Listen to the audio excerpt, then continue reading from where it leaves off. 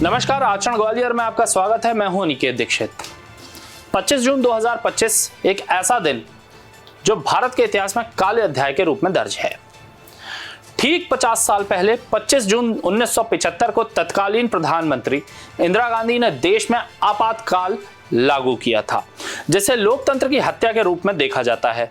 इस मौके पर बीजेपी ने राष्ट्रव्यापी काला दिवस मनाया, जिसमें ग्वालियर में पार्टी की राष्ट्रीय उपाध्यक्ष सरोज पांडे ने तानसेन होटल में प्रेस वार्ता कर आपातकाल के दौरान हुए अत्याचारों को उजागर किया।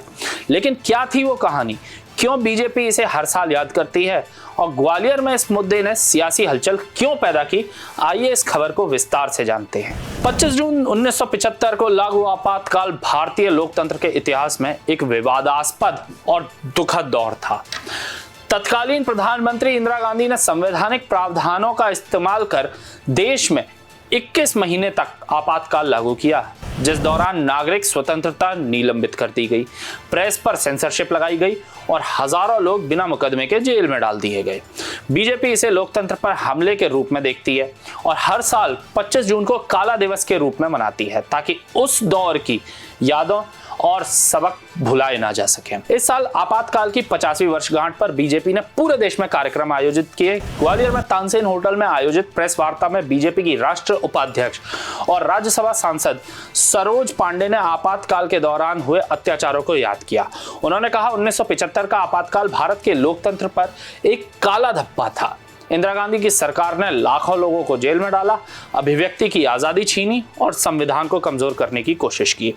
सरोज पांडे ने कांग्रेस पर निशाना साधते हुए कहा कि वह आज भी उसी मानसिकता के साथ सत्ता की भूखी है। ग्वालियर में इस प्रेस वार्ता में बीजेपी के स्थानीय नेता, कार्यकर्ता और जनसंघ के उन वयोवृद्ध नेताओं ने भी हिस्सा लिया जिन्होंने आपातकाल के दौरान जेल में समय बिताया था।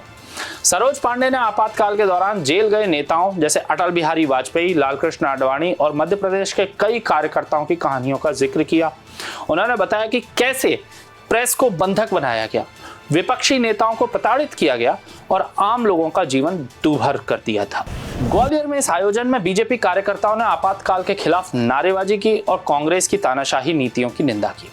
यह आयोजन ग्वालियर में इसलिए भी खास रहा क्योंकि ठीक इसी दिन मध्य प्रदेश कांग्रेस ने बाबा साहब अंबेडकर की मूर्ति विवाद पर संविधान सत्याग्रह के तहत उपवास किया, जिससे शहर में सियासी माहौल गर्मा गया। सरोज पांडे ने कांग्रेस के इस कदम को बेतुका बताते हुए कहा कि जो पार्टी आपातकाल लागू करके संविधान को कुचल चुकी है, वह आज संविधान की रक्षा की बात करती है।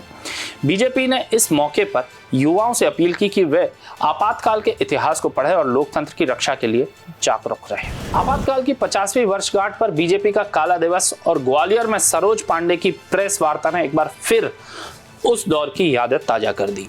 यह आयोजन न केवल इतिहास को याद करने का मौका था, बल्कि सियासी संदेश भी दे गया।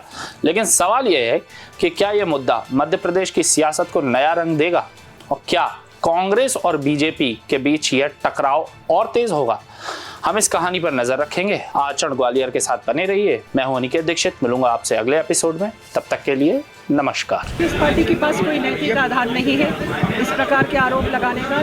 कांग्रेस पार्टी राजनीति कर रही है और भारतीय जनता पार्टी राजनीति के लिए राजनीति नहीं करती है, हम सेवा भाव से करते हैं। और हमारे प्रधानमंत्री जी नरेंद्र मोदी जी जिस प्रकार से देश की सेवा कर रहे हैं, भारतीय जनता पार्टी के सभी कार्यकर्ता वही कर रहे हैं। देश दुनिया की सभी खबरें देखने के लिए जुड़े रहिए आचरण न्यूज से। आचरण न्यूज, हर कदम आपके साथ।